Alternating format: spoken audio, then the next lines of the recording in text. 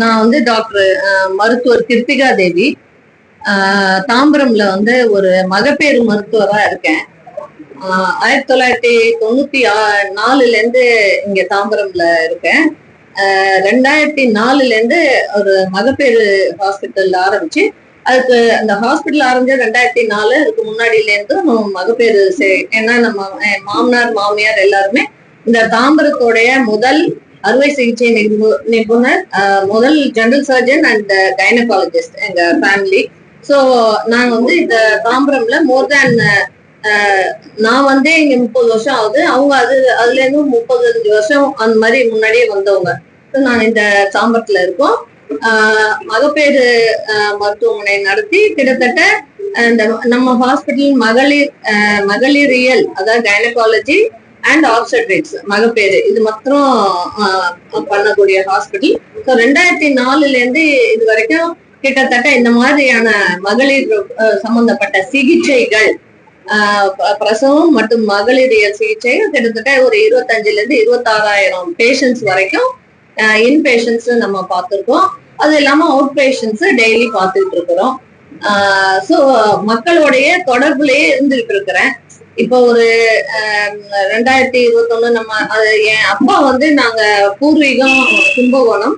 எங்க அப்பா வந்து மறைந்த அமைச்சர் கோசிமணி அவர்களோட வெரி க்ளோஸ் அசோசியேட், மிகப்பெரிய தீவிரமான தொண்டர். அவர் எந்த பொறுப்புலையும் இருந்தது கிடையாது திமுகல. ஆனா நாங்க வளர்ந்து வந்தது எல்லாமே இந்த திராவிட சிந்தனை, இந்த திமுக தான். அதனால எப்பொழுதுமே அந்த திமுகங்கிற பற்று வந்து எப்பொழுதுமே இருக்கும். அதுலயே 2000ல இருந்து நான் வந்து உறுப்பினரா இருக்கிறேன். இந்த திமுக உறுப்பினரா இருக்கேன்.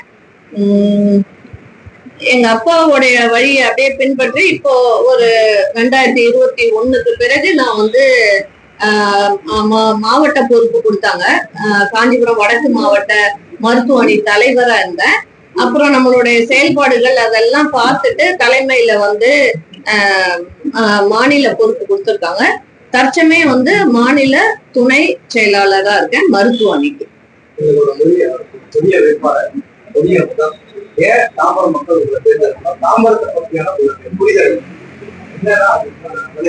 இவ்வளவு நேரம் நான் பேசினேன். நான் எங்க புதிய முகம் தாம்பரத்துக்கு பிரச்சனை இல்லாத இடமே கிடையாது. நான் தாம்பரத்துக்கு புதுசும் கிடையாது. நம்ம இங்கே இருந்து மருத்துவரா சேவை செஞ்சதுனால மக்களுடைய பிரச்சனைகள் என்ன, பிரச்சனை இல்லாத இடமே இருக்க முடியாது. எல்லா இடங்கள்லயும் பிரச்சனை தான் இருக்கு. ஏன்னா ஒரு பிரச்சனைங்கிறது ஒரு அரசால மட்டும் நடக்கிறது கிடையாது. பல விஷயங்கள் இதுல இருக்கு அந்த பிரச்சனைக்கு காரணம். சோ ஒரு மருத்துவரா நம்ம இவ்வளவு நாள் சேவை செஞ்சிருக்கோம். ஒரு சட்டமன்ற உறுப்பினரா மக்கள்கிட்ட ரீச் ஆகி இன்னும் நிறைய வந்து இவங்களுக்காக பண்ணலாம் அப்படிங்கிற ஒரு ஆர்வத்தினால நான் வந்து இந்த 4-5 வருடங்களா இந்த கழக பணியோட சேர்ந்து சமூக சேவை பண்ணினதுனால நிறைய ஸ்கூல்ஸ் காலேஜஸ் எல்லாம் அவேர்னஸ் ப்ரோக்ராம்ஸ் பண்ணிருக்கு, மருத்துவ முகாம் பண்ணிருக்கு, பிளட் டொனேஷன் கேம்ப்ஸ் பண்ணியிருக்கேன். இந்த மாதிரி அவேர்னஸ் வாக்கத்தான், மேரத்தான், இந்த மாதிரி எல்லாம் நான் பண்ணியிருக்கேன். இதெல்லாம் வந்து மக்களுக்கு ஒரு மருத்துவரா விழிப்புணர்வு என்ன பண்ண முடியும், மார்பக புற்றுநோய், கர்ப்பப்பை வாய் புற்றுநோய், இந்த மாதிரியான இதெல்லாம் நான் பண்ணியிருக்கேன். ஸோ இது இல்லாம ஒரு மருத்துவரா அதை தாண்டி எக்ஸ்டெண்ட் ஆகி வெளியில ஒரு சட்டமன்ற உறுப்பினரா என்னால மக்களுக்கான தேவைகள் என்னென்னு பார்த்து பூர்த்தி செய்ய முடியும்னு நான் நினைக்கிறேன்.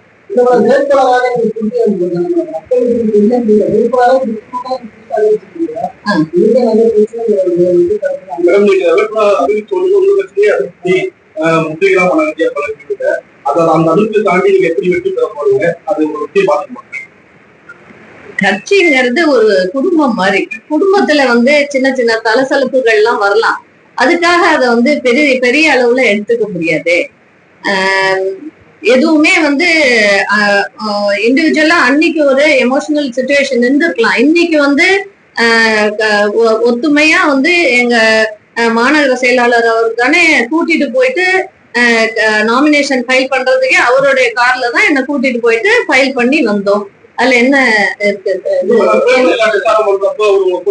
இல்லையே, அவர் அங்கதான் இருந்தாரு. பாதியில போயிட்டாருலாம் இல்லவே இல்லை. இருந்து நானும் அவர் கூடயே தான் நின்றுட்டே இருந்தேன். அவர் வந்து இது அந்நியார் வர்றதுக்கு கொஞ்சம் நேரம் முன்னாடிதான் கிளம்பி போனாரு. ஏன்னா அவங்க வீட்டுல யாருக்கும் ஒரு சின்ன ஹெல்த் ப்ராப்ளம் இருந்திருக்குன்னு சொல்லிட்டு தான் போனாரே தவிர நான் தானே அங்க இருந்தேன், அவரோட தானே இருந்தேன். அதுக்கு என்ன பண்ண முடியும்? இப்ப கூடதான் நான் வந்து நான் இந்த விஷயமா வந்து நிர்வாகிகள் சந்திக்கிறதுக்காக போயிட்டு வரேன். இந்த நிமிஷம் ஒரு பிரசவம் ஆயிருந்தது, என்னால அங்க இருக்க முடியல. ஆனா எனக்கு தார்மீக பொறுப்பு இருக்கு, இத்தனை நாள் இந்த பேஷண்ட பார்த்திருக்கேன். அப்போ அவங்கள நான் இப்ப இந்த குழந்தைய ஓடி போய் இந்த பிறந்த குழந்தைய பார்த்துட்டு அவங்களுக்கு ஆறுதல் சொல்லிட்டு தான் வந்திருக்கேன். அந்த மாதிரி தானே ஒரு ஹெல்த் ப்ராப்ளம் அந்த மாதிரிலாம் வரும்பொழுது அதை யாரும் தவறா எடுத்துக்கூடாது. ஏன்னா தப்பான கண்ணாடியை போட்டு பார்த்தா தப்பா தானே தெரியும். இன்னைக்கு வந்து உங்க வீட்டுல பிரச்சனை இல்லையா, எந்த கட்சியில பிரச்சனை இல்ல, நாட்டுல பிரச்சனை இல்லையா, உலகத்துல பிரச்சனை இல்லையா, அதெல்லாம் ஏன் பெருசா எடுக்கிறீங்க? எல்லாம் நல்லா சுமூகமா முடிஞ்சு அமோகமா இன்னைக்கு எல்லாம் பாத்தீங்கன்னா அவ்வளவு எழுச்சியா இருக்காங்க. எங்க நிர்வாகிகள் அவ்வளவு பேரும் ரொம்ப சந்தோஷப்படுறாங்க.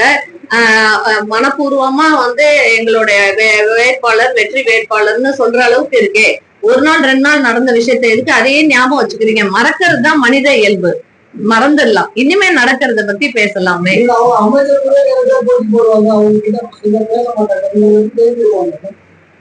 யார் சொன்னா? இப்ப எப்படி என்ன கூட்டிட்டு போனாங்க? எங்க மாநகர செயலாளர் தான் என்ன அவருடைய கார்ல வச்சு கூட்டிட்டு போறாருன்னா அவர் என்ன போட்டி போடுவாரு, ஜெயிக்க விடாம பண்ணுவாரு? இது கட்சி, அந்த மாதிரி எல்லாம் கிடையாது. இது கட்சி. எது எங்க வரல? இது நான் தான் வேட்பாளரு, நீங்க யாரும் சொல்லலையே. நீங்க மாநகர செயலாளரோட உட்காந்து கொடுங்க பிரஸ் மீட்னா வந்திருப்பாங்களே, நீங்க சொல்லவே இல்லையே. ஆமா ஆமா, அவர் கூட்டிட்டு வருவாரு.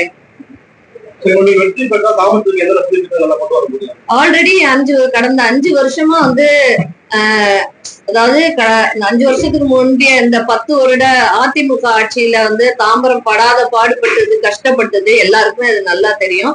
கடந்த 5 வருஷங்களா எவ்வளவோ சாதனைகள் பண்ணியிருக்காரு அண்ணன் SR ராஜா அவர்கள். கழக தலைவருடைய ஸ்டாலின் அவர்களுடைய வழிகாட்டுதலின்படி எல்லா சொல்லப்பட்ட எல்லா ஸ்கீம்ஸும் கரெக்டா நடைமுறைப்படுத்தப்பட்டிருக்கு. புதிய நிறைய லேக்ஸ், குளங்கள்லாம் உருவாகி இருக்கு. அந்த இந்த பாத்வே எல்லாம் பண்ணிருக்காங்க வாக்கிங்க்கு. இந்த சாலை வசதிகள் பண்ணிருக்காங்க, பிரிட்ஜ் ஓபன் பண்ணிருக்காங்க. இன்னும் நிறைய தாம்பரம்ல இருக்கிற ஜனங்க யாரும் வந்து நாங்க கஷ்டப்படுறோம்னு எந்த இதுவுமே இல்லையே, சந்தோஷமா இருக்கும். இப்ப நம்ம திரும்பவும் வந்தாக்க சில விஷயங்கள் வந்து ஸ்டார்ட் பண்ண விஷயங்கள் எல்லாம் நம்ம வந்து நடந்துட்டு இருக்க விஷயங்கள் எல்லாம் பேலன்ஸ் நம்ம ஃபுல்ஃபில் பண்ணி முடிக்கலாம். 2.0 அதுக்குதான் வேணும் அப்படின்னு நம்ம மக்கள்கிட்ட ரீச் பண்றோம். ஆல்ரெடி பண்ணிட்டு இருக்க திட்டங்களே நல்லா போயிட்டு இருக்கறதுனால ஆல்ரெடி எக்ஸிஸ்டிங் இதுல நம்ம இருக்கக்கூடிய ஹெட் குவார்டர்ஸ் ஹாஸ்பிட்டல்ல வந்து இன்னும் கொஞ்சம் அதோட இன்ஃப்ராஸ்ட்ரக்சர் டெவலப் பண்ணி மல்டி ஸ்பெஷாலிட்டி ஹாஸ்பிட்டலா ஆக்கலாம், அது பரிசீலனைக்கு அனுப்பலாம் அப்படின்னு பாக்குறோம். பாதாள சாக்கடை திட்டம் வந்து எக்ஸ்பான்ஷனுக்கு அதுக்கும் வந்து சொல்லியிருக்கோம். ரோட் டிரான்ஸ்போர்ட் வந்து சாலை வசதிகளை இன்னும் கொஞ்சம் இம்ப்ரூவ் பண்ணணும். அண்ட் ஸ்கூல்ல எல்லாம் ஸ்மார்ட் லேப்ஸ் எல்லாம் அதெல்லாம் நம்ம வந்து இன்க்ரீஸ் பண்ணணும். நம்பர் ஆஃப் PHCs கொஞ்சம் இன்க்ரீஸ் பண்ணணும். இது மாதிரியான பேசிக் ஒரு இடம் முன்னேறதுக்கு குடி தண்ணீர், சாலை வசதி, படிக்கிற எஜுகேஷன், தென் ஹெல்த், இது எல்லாத்துலயும் வந்து ஏற்கனவே நல்ல முன்னோடியா போயிட்டு இருக்கோம். நம்ம இது இன்னும் கொஞ்சம் இம்ப்ரோவைஸ் பண்ணி இன்னும் அதிக இப்ப லேட்டஸ்டா வந்திருக்க மேனிஃபெஸ்டோ படி நம்ம வந்து இன்னும் கொஞ்சம் மக்களை ரீச் பண்ணலாம்.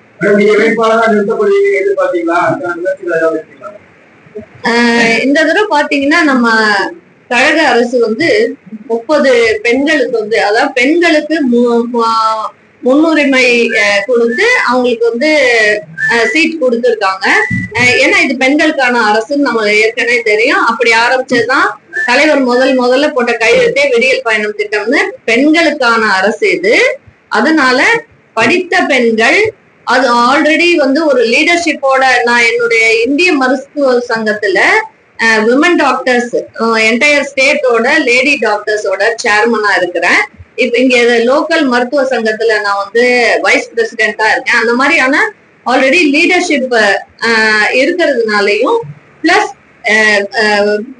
ஒரு குடும்பமா நாங்க வந்து திமுகவோட தீவிர தொண்டர்களாவே இருந்து தீவிரமான திமுக பர்சனல்ஸா இருக்கிறதுனாலையும் பிளஸ் படித்தவர்களுக்கான முன்னுரிமை பிளஸ் பெண்ணாக இருக்கிறதுனாலையும் தலைவர் வந்து இதை கொடுத்திருக்காங்க. இதுக்கான எந்த பியூர்லி மெரிட்டோரியஸ், இந்த தடவை யாருக்குமே எந்த ரெக்கமெண்டேஷன்லாம் எதுவுமே இல்லாம மெரிட் பேசிஸ்ல கொடுத்திருக்கிறது எங்க கழக அரசுங்கிறது. இது வந்து இதை பார்த்து மற்ற கட்சிகளும் கத்துக்கணும். மெரிட் பேசிஸ்ல எம்எல்ஏ கேண்டிடேட்ஸும் வந்து செலக்ட் பண்ணலாம் அப்படிங்கிறது எங்க கட்சியை பார்த்துதான் நீங்க தெரிஞ்சுக்கணும். மிக சிறப்பா இருக்கு. நான் ஆல்ரெடி மக்கள் எல்லாம் என்ன தெரியும். எங்க தாம்பரத்துல வந்து கிட்டத்தட்ட நம்ம வந்து பல ஆயிரம் குழந்தைகள் வந்து எங்க ஹாஸ்பிட்டல்ல பிறந்திருக்காங்க. சோ போற இடங்கள்லாம் எழுச்சியா இருக்கு. ஒவ்வொரு தெரு போனாலுமே குறைஞ்சபட்சம் 2-3 பயனாளர்கள் எங்க அந்த குழந்தைங்க எல்லாம் இருக்காங்க. அந்த மாதிரி வந்து ஆல்ரெடி அறிமுகமானதுங்கிறதுனால களம் ஏற்கனவே திமுகவுக்கு சாதகமா இருக்கு. எங்களுடைய சாதனைகள் கடந்த 5 ஆண்டு சாதனைகள் அவ்வளவு இருக்கிறதுனால களம் ரொம்ப பிரகாசமா இருக்கு. இதுல எங்களோட வெற்றி வந்து நிச்சயம் உறுதி செய்யப்பட்டுள்ளது.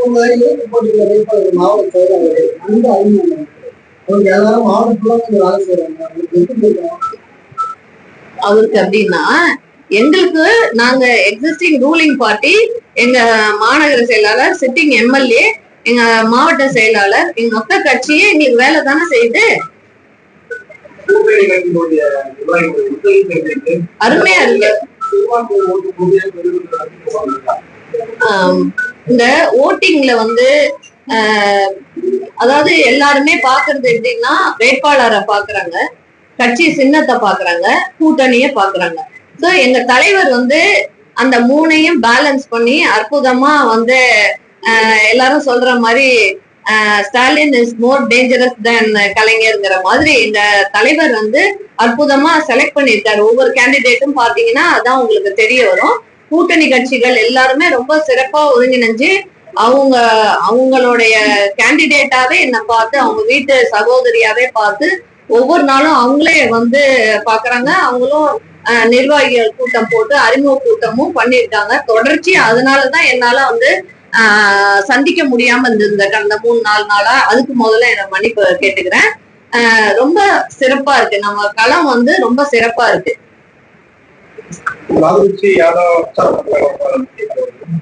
இப்போதைக்கு என்னுடைய ஆறுயிர் தோழி எங்க மருத்துவமனையோட தலைவர் திருமதி டாக்டர் கனிமொழி NBN சோமு அவர்கள் வர்றாங்க. அதுக்கப்புறம் இனிமேதான் ஸ்கெடியூல் வரும் எங்களுக்கு தலைமையில.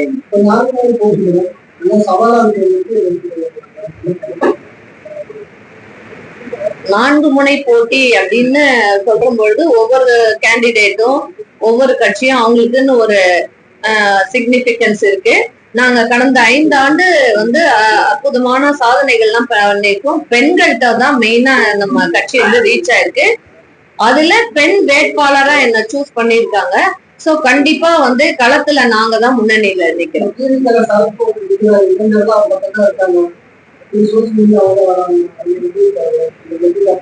பாக்கலாம். நம்ம வந்து முதல்ல இருந்தே அவங்க வந்து ஒரு நரேட்டிவ் செட் பண்ண பார்த்தாங்க. அது எங்க தலைவர் அவர்கள் வந்து அதை முறியடிச்சாங்க. எங்களுக்கு வந்து என்னைக்குமே அவங்க போட்டியே கிடையாது. எங்களுக்கு எப்பொழுதும் போட்டி அதிமுக, அவங்க கூட்டணியில இருக்கிற பாஜக தான். தாவேகா எது வேணா சொல்லிட்டு போய்கிட்டோம், நம்ம அதை பத்தி பேச்சே இல்லை. அவங்கள நாங்க கன்சிடரே பண்றது இல்ல.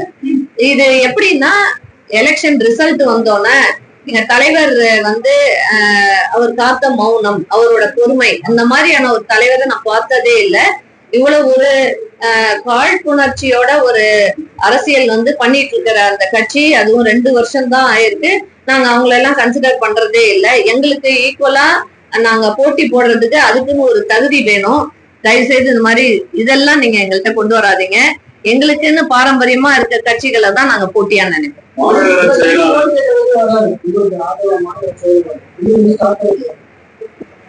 என்னை கூட்டிட்டு வந்து நாமினேஷன் ஃபைல் பண்ணிருக்காரு. அவரோட கார்லயே நான் வந்து இறங்கியிருக்கேங்கிறத விட ஒரு பெரிய அத்தாட்சி எதுவும் தேவையே இல்லை. எல்லாத்துக்கும் கட்சின்னா ஒரு புரோட்டோகால் இருக்கு, அப்படியே இம்பல்சிவா பண்ண முடியாது இல்லையா?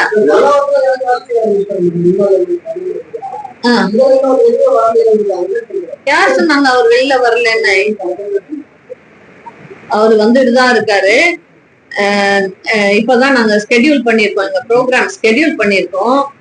திங்கட்கிழமையில இருந்து அவர் வந்துருவாரு, என்ன அழைச்சிட்டு போயிட்டு 1 நாள் 2 நாள் வருவாரு. அதுக்கப்புறம் என்ன, அவரு ஒவ்வொரு ரோட என்ன கூட்டிட்டு போகணும்னு அவசியம் கிடையாது.